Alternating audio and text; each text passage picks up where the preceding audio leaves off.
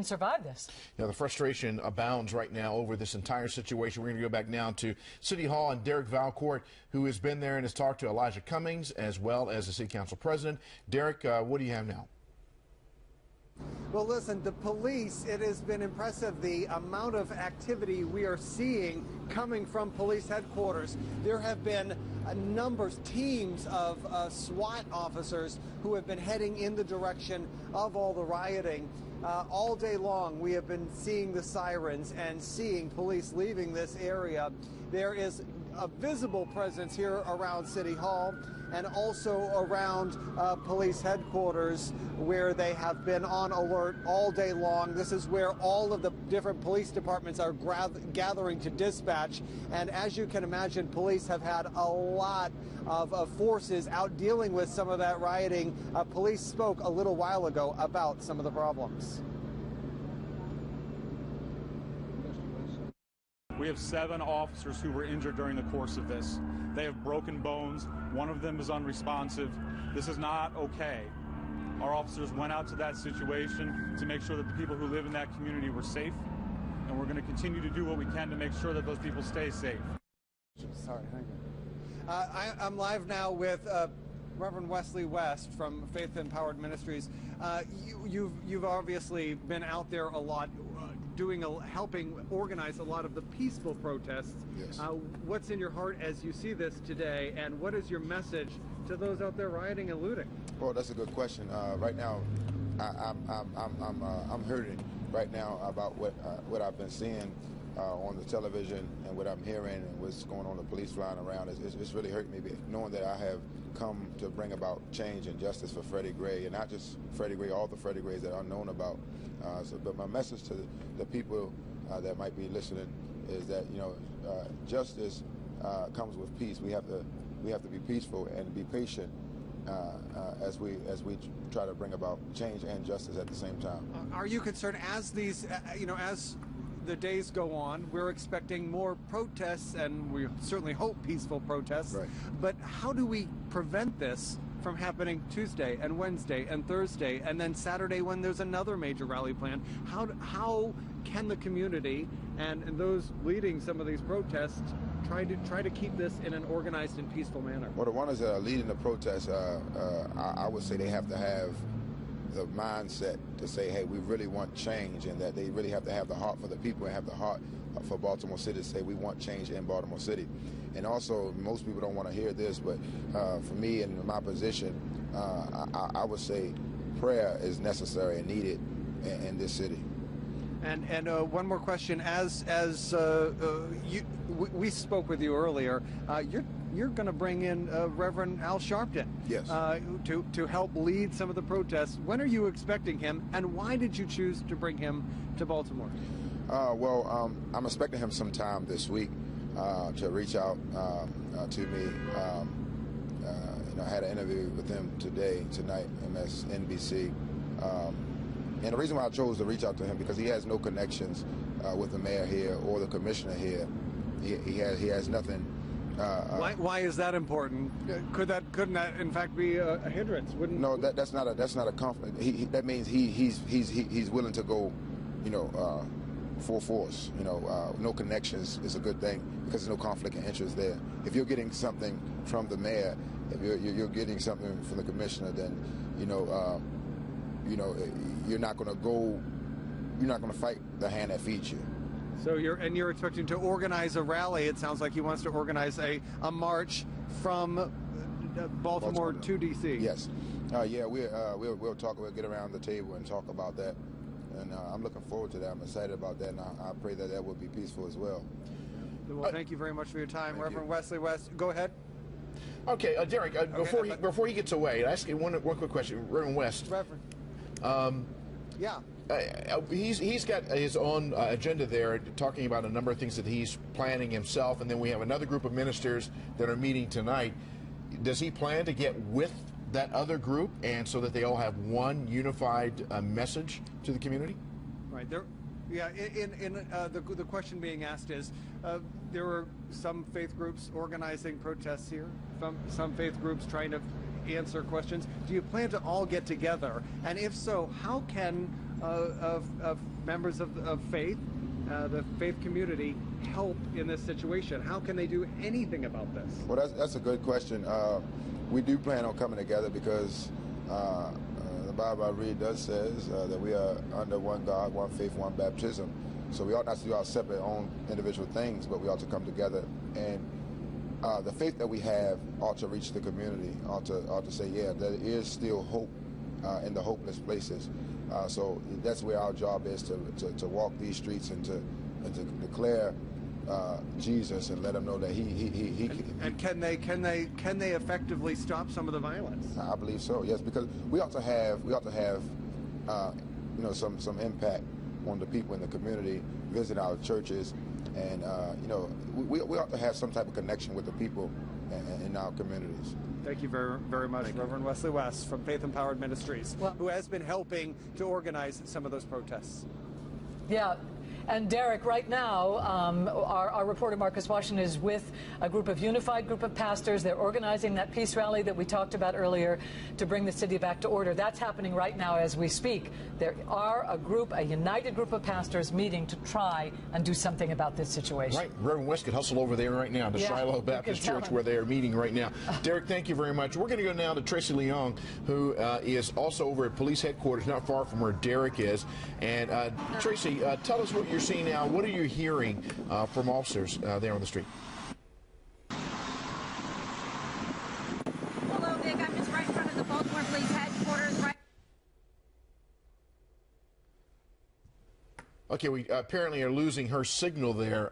That's typical, happens with situations like this where we have multiple signals coming through at one time. So we'll get back to Tracy when we can. We're back up now with Sky, top of their team, with live pictures. There we see just like civilian cars that are actually moving through the area. Yes, and as we look at this live picture, we also wanted to let people know that there's a possible armed person investigation at Towson University, and so they have closed Cook Library. And this is, of course, not related to anything that we are having that's going on right now. The Towson University situation has nothing to do with the rioting that's taking place in Baltimore right now.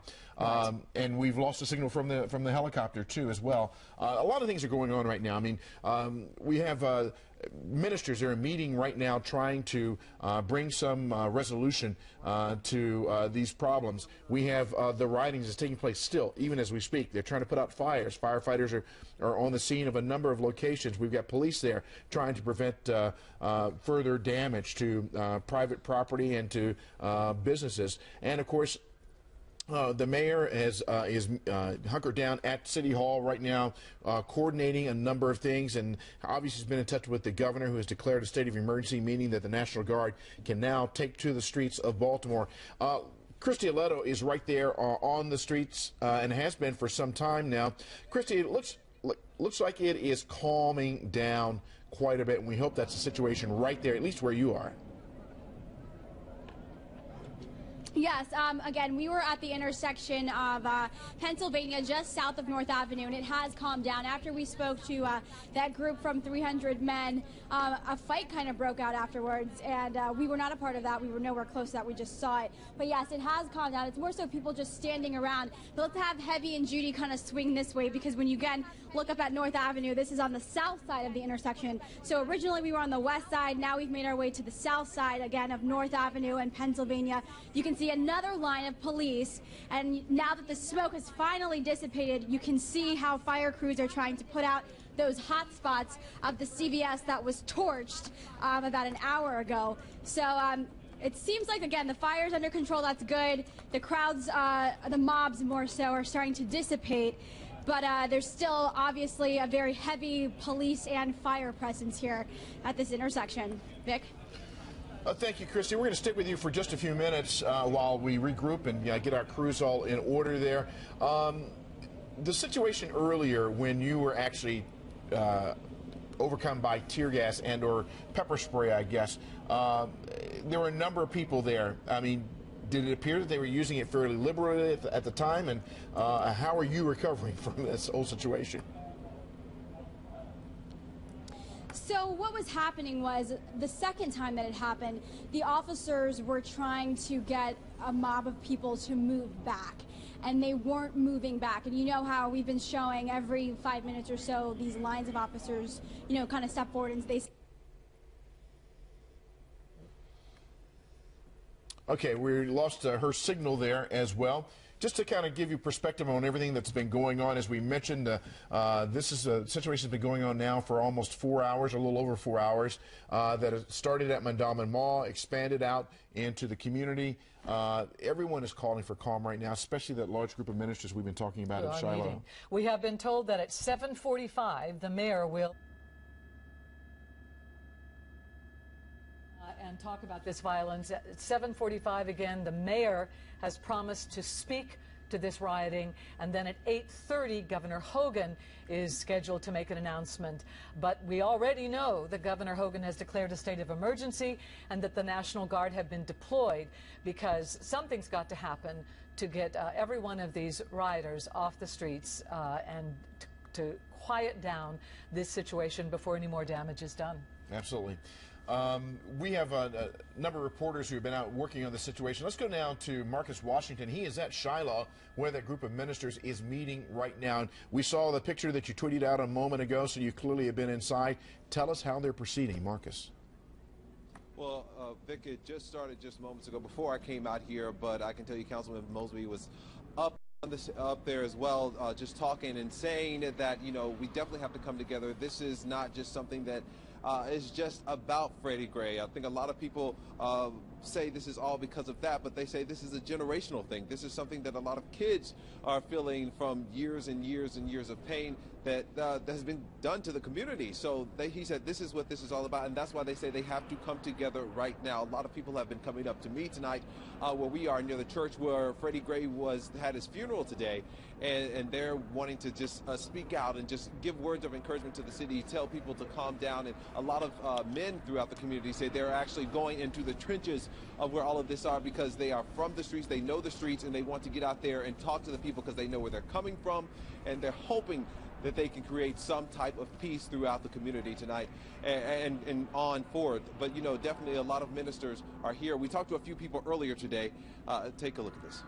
See a lot of young people just capitalizing off of something that's meant to be good, you know, and using it for their personal advantage, you know, in a negative way, you know, and it frustrates me because I'm from this community, this actual community, from this community, and to see them run through the stores, you know, the stores that, you know, our African-American, you know, people have worked so hard to go down to City Hall and fight for those different permits and stuff like that, just to run in and loot them. You know, it's just an absolutely total, you know, it's just unbelievable. And you said you live here, and once all this is over, we're still going to have to live here. Yeah, we're still going to have to live here. Not only do I live here, I actually work for the city councilman, Nick Mosby, in this district, who can't be with us right now. He's actually, you know, doing other tapings, but...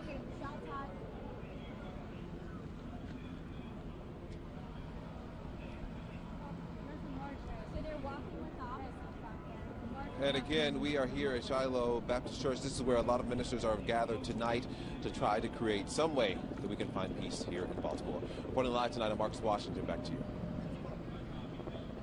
you. Marcus, Washington was just reporting there. We're going to go back to him in a few minutes. But let's go right now to Derek Valcourt. He's live with Kwesi Mfume at City Hall. Derek? Kwesi, obviously you were at the funeral today. You're watching all of this unfold like the rest of us. First up, what is your initial reaction? How do you make sense of this? Well, you don't make sense of it.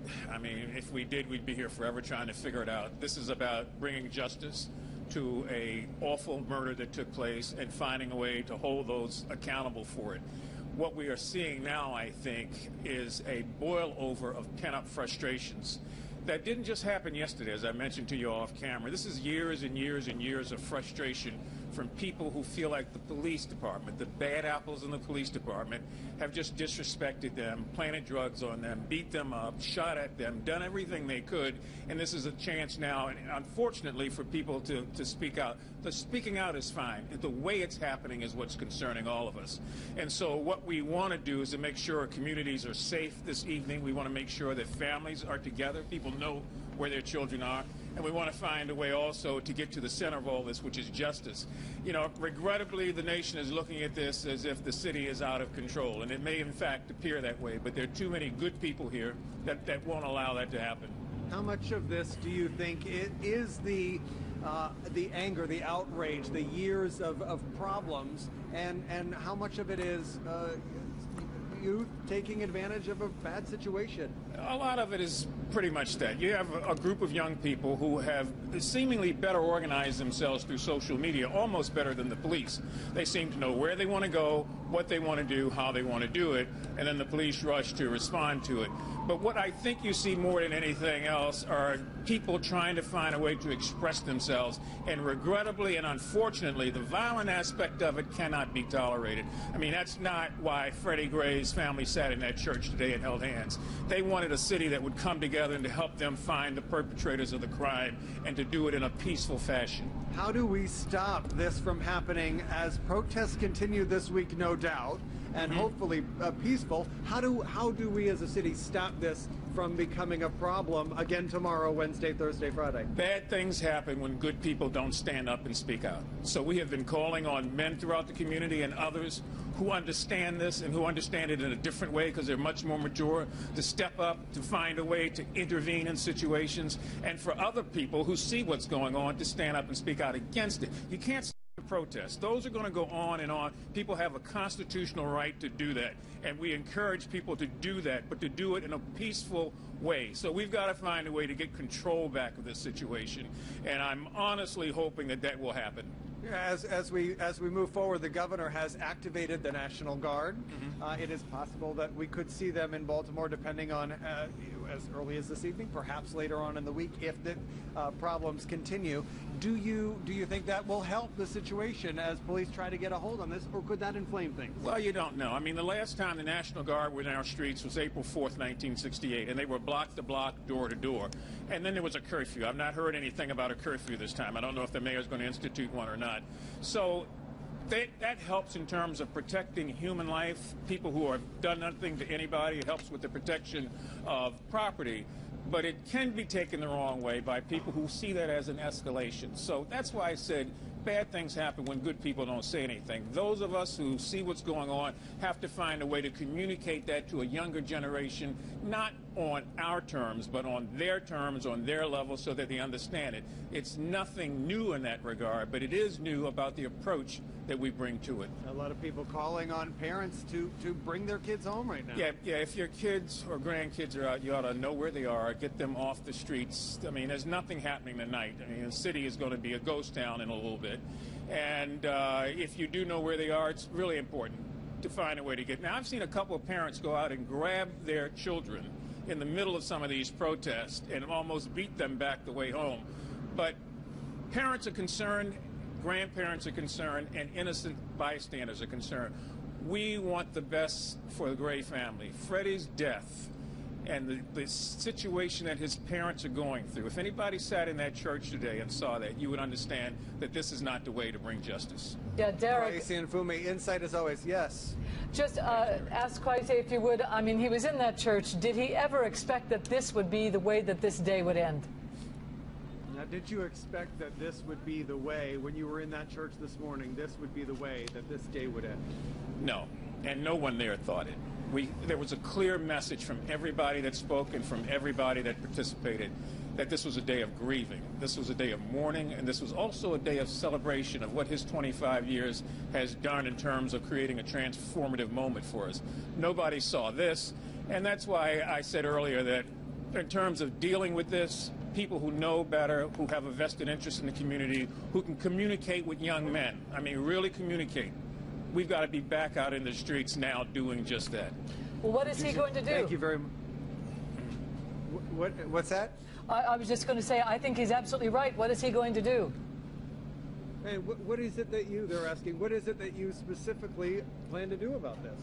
Well, will you be part of this? I just went up to a group of young men. I'm going to go up to another group and another group and another group until I don't have any more energy tonight saying the same thing. We can do better than this. We have to bring justice to the situation, and we have to control, because all lives matter, and because what happens tonight will determine whether or not Freddie died in vain.